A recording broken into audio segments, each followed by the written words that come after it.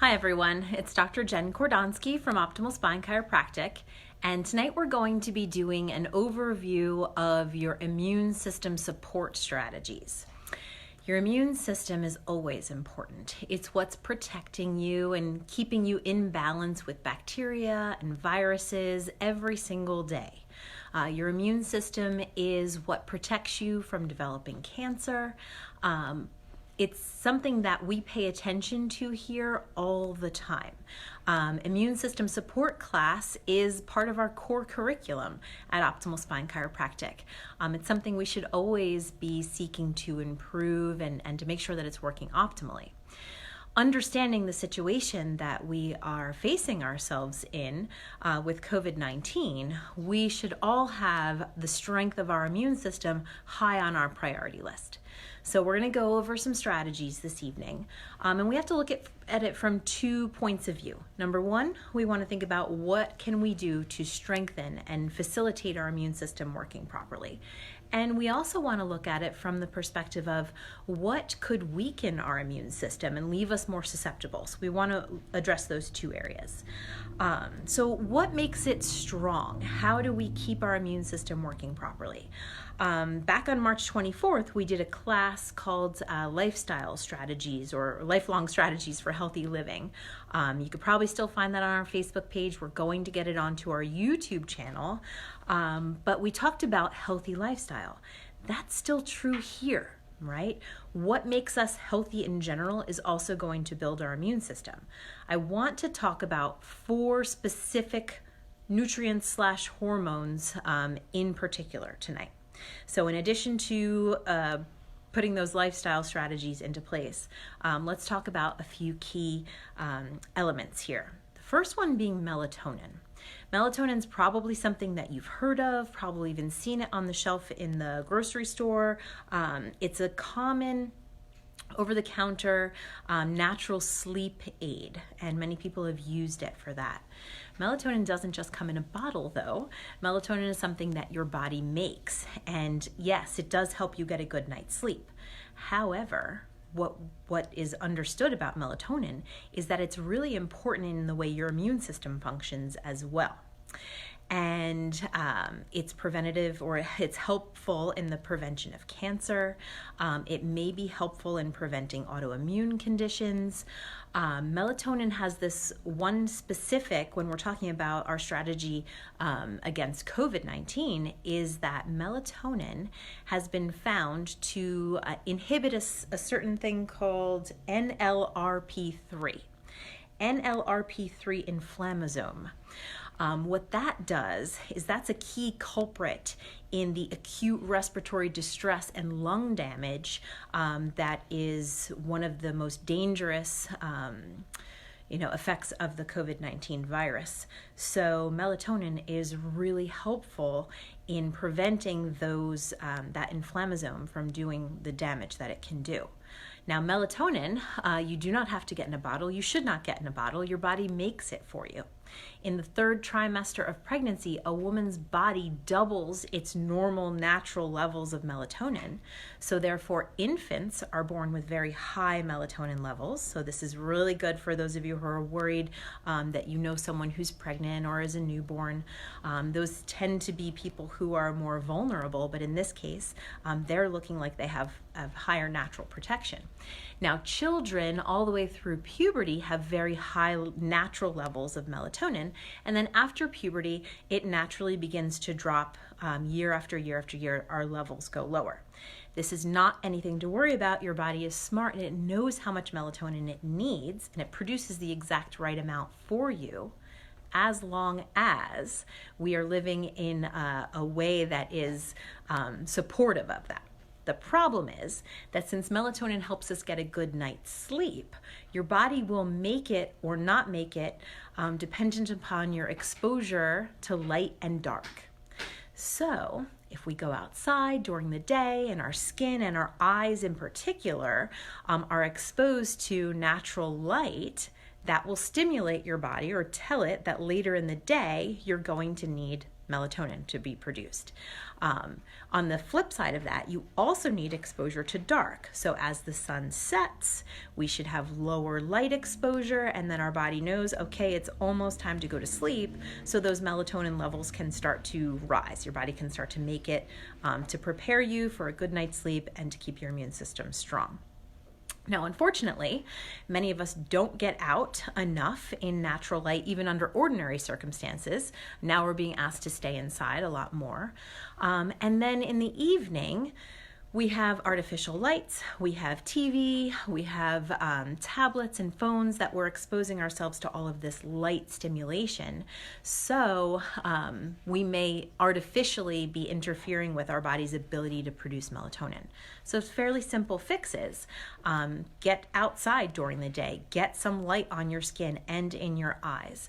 And in the evening, start dimming the lights in the house, lowering the light settings on your phone and your tablet, maybe using filters, and then think about maybe 30 minutes or so before bed, turning those things off and doing something that is not so stimulating. That will help you get a good night's sleep and be producing adequate levels of melatonin. We also need to talk about vitamin C. Everyone knows. It's common knowledge that vitamin C is important in the function of your immune system. It's been shown in research that even a low dose will decrease mortality from respiratory diseases in the elderly by 80%. So to me, this is really obvious. We need to be making sure that we're getting enough vitamin C in our diet, in our body. And if we're feeling that we have any symptoms of anything coming on in our body, then that's when we can increase beyond a normal day-to-day dosage of vitamin D, and your body can tolerate pretty high levels. It's really exciting that in New York, I believe, they are starting to use IV vitamin C and finding that incredibly helpful for the treatment of COVID-19 and helping the patients with these severe respiratory distress that can come. Vitamin C and vitamin D is also being used. And that leads me to our next nutrient to discuss, vitamin D. And actually, like melatonin, vitamin D is a hormone. It's something that your body produces, again, with exposure to sunlight. So another reason that we absolutely need to get out and have UV exposure on our skin. They say that after about 15 minutes, we have enough exposure. But when we live in a northern climate, when we're stuck indoors, when most of our body is covered, and we just don't get enough exposure to produce the levels of vitamin D that are necessary. That is a important factor in a lot of reactions in our body, vitamin D levels, but it's critical in how the immune system functions. Low levels of vitamin D have been shown to weaken the immune system definitively.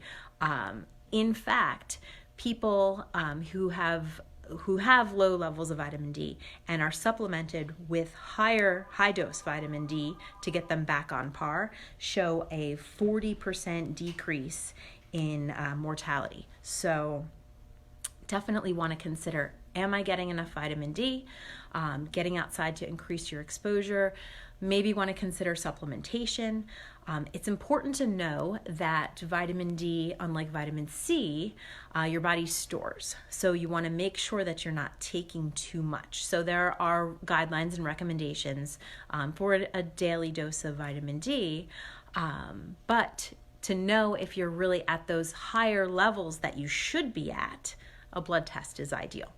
Grassrootshealth.net is a great resource. You do not have to leave the house. They can send you a test kit in the mail. You prick your finger. It's not as bad as you think. Put a drop of blood on the card. You mail it in, and then they will get you your vitamin D levels back. So there's a range of what's considered, and if you've had blood work recently, you can look up what your blood levels of vitamin D were. I think it's somewhere between 30 and 80 nanograms per milliliter, something to that effect. Between 30 and 80 is considered normal. However, a lot of researchers are saying that we should strive to be on the high side of normal, between 60 and 80 milligrams, because that's going to be, it's been shown to be much more protective than the low side of normal. So if you're not sure where you stand, getting a test would be ideal. I also want to bring up zinc. Zinc is a key mineral in how your immune system functions, and that may be something that we should consider supplementing with. Now, obviously, nutrients, and I can't stress this enough, and we talk about it here all the time. Nutrients are ideally going to be taken in healthy foods, right? We eat a good diet, our body takes in that food, digests it well, breaks it down, and absorbs the nutrients. But if you're like me, you're going to want to have a little extra insurance at this point and just consider supplementing with some of these basic vitamins and minerals, so that on top of a healthy diet, not in place of, but on top of a healthy diet, we can make sure our body has what it needs. And getting out in the sunshine is going to be important too. So with those nutrients in mind, these are things that we can add to make our body stronger, what are things that we need to worry about or consider that could weaken our immune system? Because if we are doing things that are going to lower our defenses, then that's more likely, of course, that we could get sick. And if you do get sick, then it's just that much harder for your body to get well. So obviously, as strong as we can be, the better. The things that are the two main things that will weaken an immune system are the two S's: sugar and stress. Sugar has been shown to have a slowing or weakening effect on the white blood cell activity.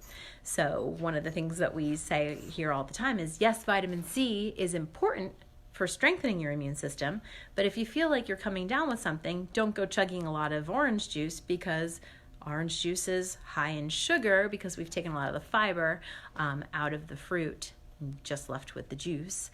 So the effect of the sugar is to slow down white blood cell activity. The trick with sugar is that, especially in times of stress, the other S, we tend to start consuming more of it. It's also hidden in a lot of places. A lot of the foods that we eat are digested quickly and broken down into sugars. So processed foods, things like refined grains, white bread, the things that pancakes and pretzels and all of that can actually be digested very quickly by your body and pretty much break down into sugar. So it's something to keep in mind. We know that sitting down with a bag of Skittles is not what we mean by eat your colors and get good nutrition.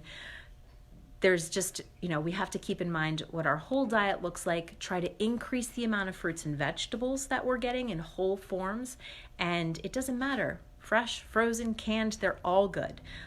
So increasing that so that we're getting those good nutrients in, and that kind of should push aside some of those less than optimal foods that are going to be higher in sugar that could be slowing down your immune function. But really, the biggest elephant in the room to address is the other S, the stress. Truthfully, I think especially right now, given the circumstances that we all find ourselves in, that life is completely different than it used to be.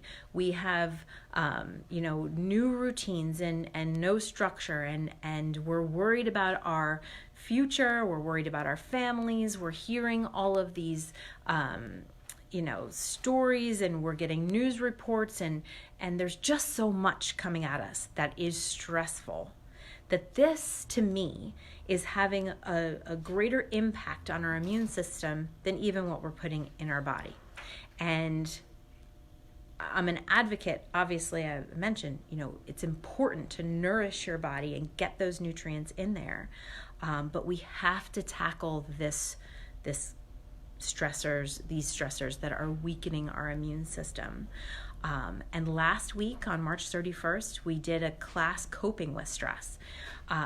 Chiropractic care is a key part of keeping your body adaptable. And what happens with stress is every time we're experiencing it, we're dysregulating the immune system. We're getting the sympathetics and parasympathetics out of balance. And I talked about that last week. I won't repeat myself. You can go back and look at that class. But if we are limited in our access to being adjusted right now, and we are overstimulated with all these stresses coming in, we have to do something to address that. And the 4 strategies that we laid out last week, they might take you a little time to implement and get into the works, basically. So the most important thing that I can't stress enough to everyone right now is we need to slow the fire hose of stress coming at us. So my suggestion is that we turn it off. We set aside, we create a time and a place where it's okay for us to log on or to turn it on to get the information that we need. I definitely don't think it should be first thing in the morning.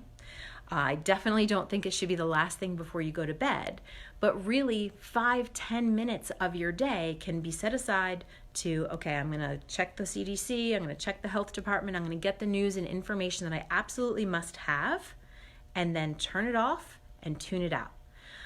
Because it is, whether you realize it or not, it's slowly wearing you down, dripping stress on you all the time to be exposed to these conversations, the headlines, the incessant barrage of worrisome information. You will not be uninformed if you are not seeing that coming at you all day, every day. You can still learn what you need to learn about, what's going on in the world in a short burst, and then after that, take a break. So that's really quickly just the basics. We have to be well nourished, we have to be well rested, and we have to take a little bit of a break from the stress coming at us in order to keep our immune system strong. So remember, sitting back, waiting, worrying, wishing isn't going to help, but you absolutely can take actions that are going to move you in a forward direction, build your health, and we're here for you. So reach out, let us know what you're doing to stay calm and healthy. Let us know what we can do if you need our help, and pass this information along to someone that you care about. We are going to be doing the classes on Facebook Live, and then we're taking them and we're putting them onto YouTube. So just look for Optimal Spine Chiropractic on YouTube. Right now you could already see last week's Coping with Stress class, and we'll get this information, and I'm going to take that and try to make a lot more bite-sized portions of good, healthy, empowering information that you can use for building your own health and you can pass on and share with others. So we do have a winner for the prize for attending the most workshops, and we'll be calling her this evening. And I hope you all stay healthy and well, and we look forward to seeing you soon.